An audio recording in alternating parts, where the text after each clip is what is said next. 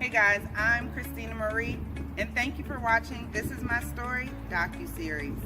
I started this project because I know that each and every one of us has a story to tell. But it's not until we share our story that we realize we can overcome too. So I hope as you watch, you not only watch but you learn and enjoy watching This Is My Story Docu-Series.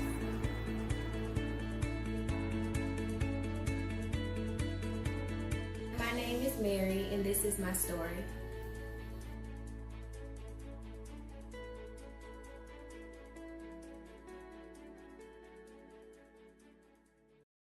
Ever since I was a young girl, I was very materialistic, like just fascinated by flashy stuff, cars, anything, just very materialistic, nice clothes, nice shoes. My mom had 5 kids, so we couldn't always get what we wanted.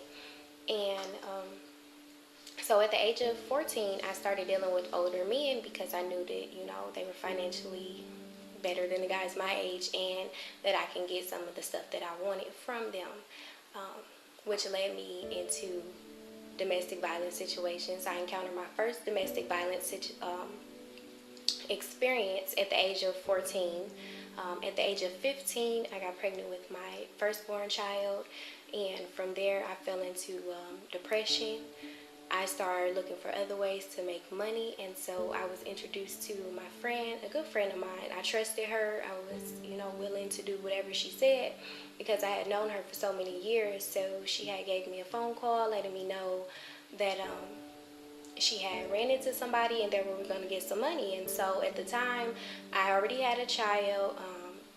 My mom was helping me, family was helping me take care of her, and I was just working at McDonald's at the time. And so I felt like it wasn't enough, and it was very hard. It was stressful. I was suffering from depression very bad, to the point where I would just lay in the bed all day, and my mom would have to come and get the baby because I didn't even want to be bothered with her. And so when my friend called me, I was just all in. Whatever it was, I didn't care what it was. I was just like, I'm ready to do it. And come to find out, it was a pimp that she introduced me to. And from there, I was introduced to prostitution. I was dancing, all kind of stuff, robbing, stealing, anything, just to get money, just chasing the materialistic stuff that I longed for. I don't even know why it was so fascinating to me, but it definitely was, and I wanted it. So whatever it took to get it, I was willing to do. And wow, that led to me being on drugs. I did not see my daughter a lot. Like, I barely saw my daughter, maybe 2 times a week, if that. He kept me isolated from my family. So when I did speak to them or see them, it was just for like a short period of time. So they really didn't know what I was doing, and I couldn't talk too much. And it was tough. I was trapped in a lifestyle. I wanted out. I seen some of the worst things. I've been beaten to bloody heads. I still have markings like on my body from some of the situations that I went through. I was kidnapped. I was raped multiple times. But the money just had me so caught up in this lifestyle, and I could not get out. I just couldn't get out. Like, I don't even know why. It was just crazy. But my daughter was missing valuable time with me. I missed her growing up for about the first 3 years of her life. Maybe 2.5. I was not there. I was in and out, so I missed the first steps. I missed the first words. I missed so much of her life. And it's just, I was involved in a lot of stuff. I was an alcoholic. I popped pills. I smoked marijuana. And that stuff I needed daily just to function. Like, if I didn't have it, I couldn't get up and function. And then the fast money had me so caught up, and it was like I wanted out, but I just couldn't get out because the money was coming so quick that I was just like drawn to it. I was stuck. And so this went on for about maybe 2.5 years. I would say 3 years because I was still kind of in and out. But it happened, yeah, it was going on for about 3 years. And so it was just a lot. It was a lot on my family, which I didn't know at the time, but it was definitely a lot on my baby girl. And also me, but I was so drugged up that I didn't really know what was going on. I knew that I was after money and that's what I was chasing, and that was my goal. You know, that was everything to me at the time. And so that led my life down a very tough and destructing path.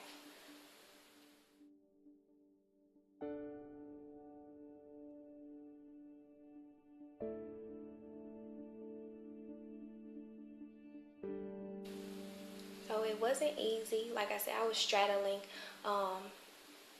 I wanted the money, but I wanted to be a good mom at the same time. I knew right from wrong, but I wanted to do wrong because it was I don't know, that lifestyle just have a big toll on you. Like, it's not just easy to get out of something once you get in it.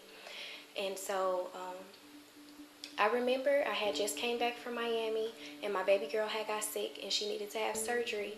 At the time, she was staying with her grandmother, her great-grandmother, and it was just me and her at the hospital, and nobody else showed up. My mom didn't show up. No family showed up, and it was just me and her there. And I was kind of upset, but I felt like, you know, they're showing me that this is my responsibility. I need to step up and take care of my child. And so I sat there in the room, and the anesthesiologist came in and told me, you know, they were going to put her down, and it's a possibility that she might not wake up. And so when I heard that, it was just like, wow, you know, like I missed out. I missed out on so much. Her life, and at the time she was like 2.5, so to see her leave, you know, just hearing them say that it's a possibility, that hurt. And I knew that I was not near the mother I was supposed to be. And so I just cried out. Once they left the room, I cried out to God, and I told him, if you let my baby wake up, I promise I will serve you. I will do whatever it takes. I want to be free from this lifestyle. You know, I want to be a good mom. Just help me get out of it, because I was so wrapped up in it, like I couldn't do it on my own. And so I just cried out, and she ended up waking up, and I was just in there like, thank you, Jesus. You know, I was brought up in a household. My dad always preached the word of God. He always talked about how good Jesus was. But at the time, like, I would listen to him, but I still wanted to go off and do my own thing. And so as a young child, I do remember my father, you know, preaching about God and how awesome God is. And I remember him telling me, you know, if it's anything, you know, there's nothing too hard for God. So if you're going through anything, just call on him and he's able. And so I did. And it took about a month. I was still in prostitution. I was still, you know, doing all of these things. And I just wanted out, but I couldn't stop on my own. And one day my baby's grandmother called, and she had asked me that I want to go to her granddaughter's party. And I was like, no, but you can come pick the baby up. I'm finna get ready to go. And I was actually on my way out to meet a trick. And, you know, something was like, no, just go to the party. Like, I just felt like I needed to be there. And so when I got there, things just started feeling real weird to me. And I can, like, God allowed me to see myself. He allowed me to see all the things that I was doing that was wrong. He just, and you know, when you see, like, I knew I was doing wrong, but when you actually see the stuff that you do, it's like, wow, like, that's really messed up. Like, and it hurts. And I was just crying, and I was just crying that night. From that night on, like, when I woke up, I didn't want any type of drug. I didn't have the taste for it. I didn't have taste for alcohol, a pill, anything, not even a cigarette. I did not want it at all. From then, I started going to church with my baby's great-grandmother and just listening to the word of God. I would stay around my dad a lot so I can hear him and he can feed my spirit. And ever since then, it's been awesome. Like, I've been walking with God, and I always say, like, you know, when you make a promise to God, he's definitely going to hold you up to it. Although it took a month, but, you know, I was serious about it. And when I said that, he was like, okay. And now I'm here. I'm a great mother to my kids, and they love me, and I'm all they have. And I wouldn't want it any other way. For nothing in this world, I don't want anything materialistic. If you take anything, you know, you could take everything I have, and I'll still be happy because I'm happy with just being the mother I am. I'm happy with God alone. Like, I feel like that's all I need. And so, like, I'm just excited. I'm excited about my new walk, my new journey, because it was hard. But there definitely is a God, and He has grace, and He has mercy on His people. And if you just trust and believe, you know, He'll definitely help you. He'll definitely be there for you. He won't leave you. He won't leave you lonely, comfortless, heartbroken, none of that. Like, I feel completely healed from everything that I've been through. Like, when I talk about it, I just feel joy because it's like, wow, He loved me enough to bring me through all of that. Because I've seen some stuff, like stuff you wouldn't even imagine. And for me to still be able to still talk and still, you know, walk and move around is normal. And how many times I done came close to death and I'm here, it's like there is a God. And so I truly believe, and I'm excited just for life itself. Like, life itself is awesome.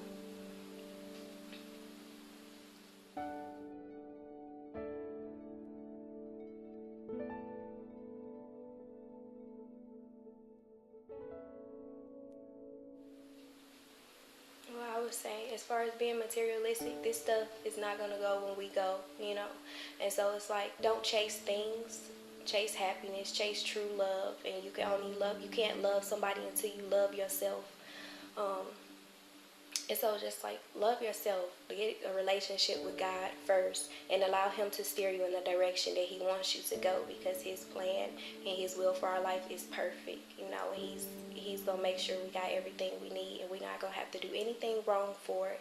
For someone that's trying to overcome, I would say cry out to God. He hears you, and He might not show up that instant, but when He does show up, He's gonna turn it all around, and it's gonna be for the good. And for someone that's thinking about it, even for someone that's thinking about doing it, you know, music videos today make it look so fascinating. The money, the cars, you know, all this stuff, like material stuff, that's the devil's playground. He bribes you with things, and the things is not all cracked up to be, because I had stuff, I had nice stuff, and I was still unhappy. I was still hurting. I still felt alone. With a house full of stuff, I felt alone. And so you just have to be happy with yourself. You know, you can't, there's nothing in this world that's gonna make you happy if you're not happy within yourself first.